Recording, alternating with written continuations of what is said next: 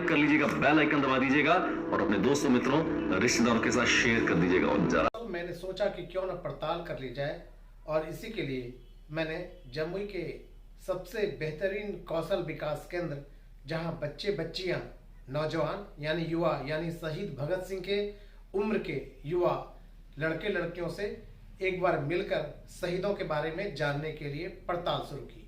जब मैं वहां पहुंचा तो वहां के जो प्रबंधक थे, वहां के जो उसके संचालनकर्ता थे रजनीश जी ने मुझे क्लास में ले जाकर बच्चों से मिलवाया। मैं उनके लिए धन्यवाद करता हूं। और फिर मैंने बच्चों से पूछा कि आप मुझे ये बताइए कि 23 मार्च को क्या होता है। आप यकीन मानिए 100-150 की संख्या में बच्चों के बीच में एक बच्ची खड़ी हुई और उसने कहा 23 मार्च को शहीद दिवस है।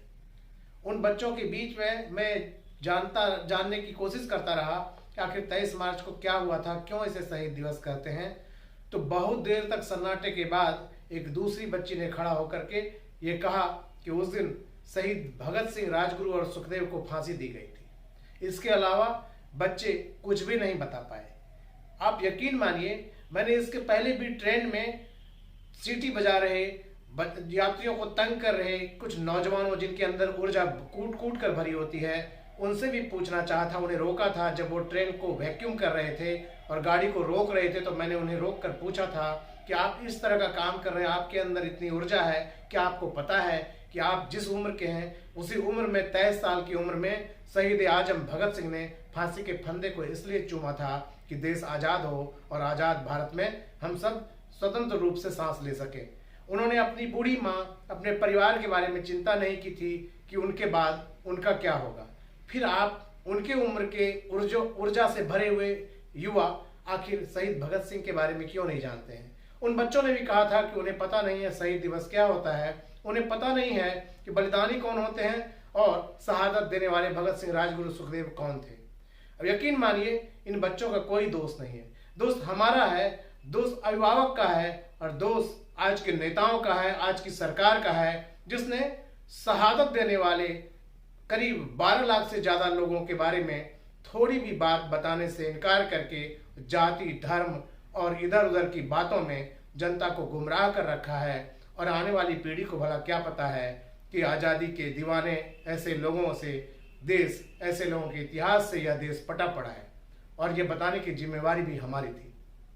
मुझे कई वर्ष से यह मन कर रहा था कि मैं जाऊंगा कोचिंग में, स्कूलों में और ऐसे संस्थानों में जहां बच्चे बच्चियां यानी शहीद भगत सिंह जैसे शहादत देने वाले लोगों की उम्र के यानी 18 की उम्र पार करके 25-30 तक के युवा से मिलकर उन्हें पूछूंगा शहादत क्या होती है और भारत को आज़ादी कैसे मिली थी। यकीन मानिए, उन दोनों बच्चियों को मैंने सम्मान दिया और उन्हें यही बताया, और अन्य बच्चों को भी जो काफ़ी उत्साहित थे मेरी बात सुन करके। मुझे बहुत छोटा सा समय मिला था, मैंने थोड़ी सी बातें की, लेकिन मैंने उनकी आंखों में पढ़ा कि उनके चेहरे पर रोमांच था, उनके अंदर भी शहीदों के प्रति श्रद्धा इतनी भर गई थी कि उनके रोंगटे खड़े थे।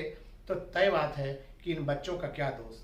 इन बच्चों को हमने भटकाव के रास्ते पर ले जा करके सच्चे रास्ते से अलग कर दिया है, उन्हें अपने गौरवशाली इतिहास से दूर कर दिया है। हम तय कर चुके हैं कि हम ऐसे संस्थानों में जाएंगे और शहीदों के बारे में, देश के आज़ादी के दीवानों के बारे में, स्वतंत्रता आंदोलन के बारे में कुछ न कुछ बताएंगे और बदले में उनके छाती पर शहीद आजम का बैज भी लगाएंगे।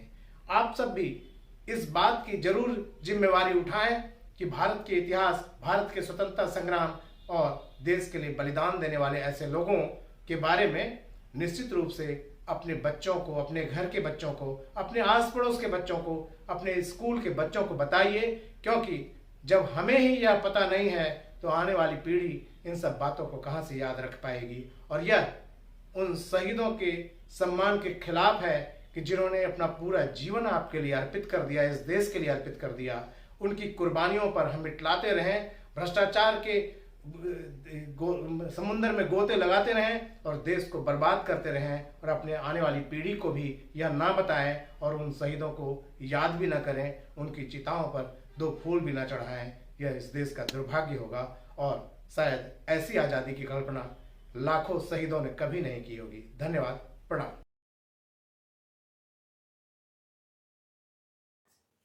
शहीदों की चिताओं पर लगेंगे हर बरस मेले, वतन पे मिटने वालों का यही बाकी निशा होगा। आप सब ने सुना होगा। दरअसल मैं कई वर्ष से शहीद दिवस मनाता आ रहा हूँ। शहीद दिवस शायद आपको याद भी ना हो।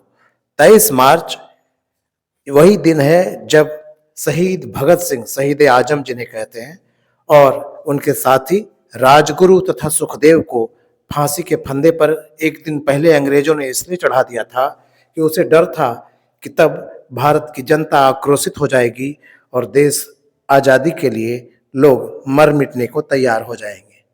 भगत सिंह, राजगुरु, सुखदेव जैसे लगभग 6 लाख नाम वाले और 6 लाख गुमनाम ऐसे शहीद हैं जिनके बदले हमें आज़ादी मिली थी।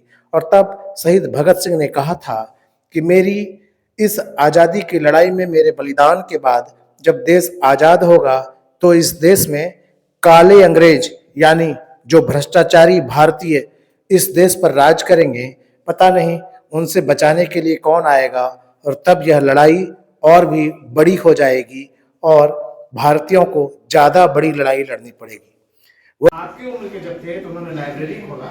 भगत सिंह को सब लोग बोलता है कि जैसे कोई चोर डकैत होगा, ऐसे ही फील करता है, लेकिन ऐसा नहीं है। भगत सिंह बहुत ज्ञानी थे, बहुत किताब पढ़ते थे, बड़ी लाइब्रेरी बनाए, बहुत कुछ पढ़े। लेकिन जब उनको लगा कि गांधी आगे लोग जो शांति के रास्ते पर चल रहे हैं उस रास्ते से आजादी नहीं मिलेगी, तब उन्होंने इस रास्ते को चुना और इस रास्ते से उन्होंने आजादी दिलवाई। तो भगत सिंह के लिए हम लोग एक बार जरूर मन में भाव रखें। और 23 मार्च शहीद दिवस है, उस दिन ना कुछ कर सके, हम यहाँ कचहरी चौक के पास भगत सिंह के शहादत दिवस को मनाते हैं 12 साल से, क्योंकि कोई जिले में नहीं मनाते, तो हम मनाने लगे। आप सबको मौका मिले तो आइए और हम भगत सिंह का बैच बनवाते हैं। हम आप लोग को उस दिन पहनाएंगे। हम आएंगे 23 मार्च को। 23 मार्च को रविवार को खुला रहता हूँ, मैं रहता नहीं है, लेकिन बोलवा लेगा। तो हम उस दिन आपके यहाँ कार्यक्रम करेंगे और आप लोग को बैच बनाएंगे। सीना पर जब भगत सिंह का बैच लगाइएगा और द्वारा गर्व होगा। इसके अलावा भगत सिंह के बारे में बोलने के लिए बहुत कुछ है, हम थोड़ा समय आप लोग को देंगे। इससे मतलब नहीं, आपके घर में भूखा होगा, दिया काम पढ़ने आइएगा ना, भाग के जाइएगा घर में अपने। उसने कहा मुझे इससे मतलब नहीं है, मेरा देश गुलाम है, उस देश को हम आज़ाद कराएंगे। और इस आज़ादी के लिए उस आदमी ने खंदा फांसी का चूम लिया, लड़ाई में अपना हिस्सेदारी निभाई। जैसे घर में 10 आदमी रहता है, सब अपना अपना हिस्सा निभाता है ना, उस तरह उस व्यक्ति ने 6 लाख लोग ये किया और फांसी का फंदा चुमा। उसका घर वाला क्या हुआ, उसकी माँ कहाँ गई, उसका परवाह नहीं किया। तो हम लोग इतने मजे से बैठ के आज आज़ाद भारत में पढ़ाई कर रहे हैं, अपनी बात कर रहे हैं, अपना अधिकार कर रहे हैं। उस समय कहने का हक नहीं था। अगर कोई अपना हक की बात बोलता था, कोई अन्याय के खिलाफ बोलता था, तो उसको कोड़ा बरसता था, उसको फांसी के फंदे तक पर चढ़ाया जाता था। कोई नियम कानून नहीं था।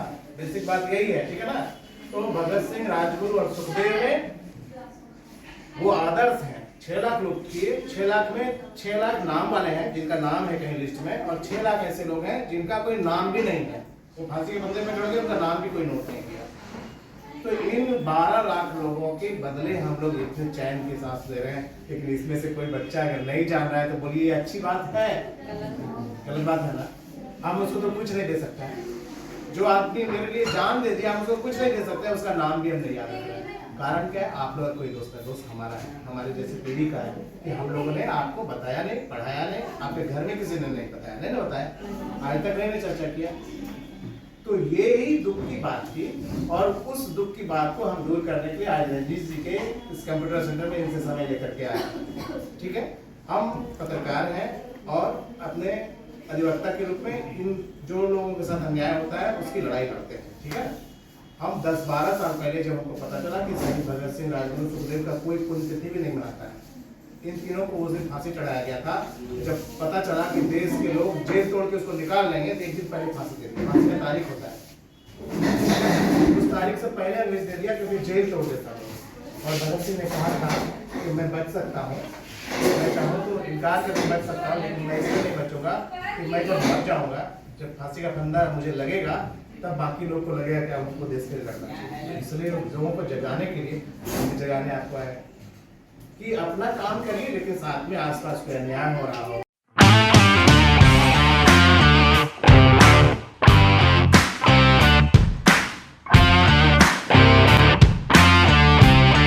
सब्सक्राइब कर लीजिएगा, बेल आइकन दबा दीजिएगा और अपने दोस्तों, मित्रों, रिश्तेदारों के साथ शेयर कर दीजिएगा। और जरा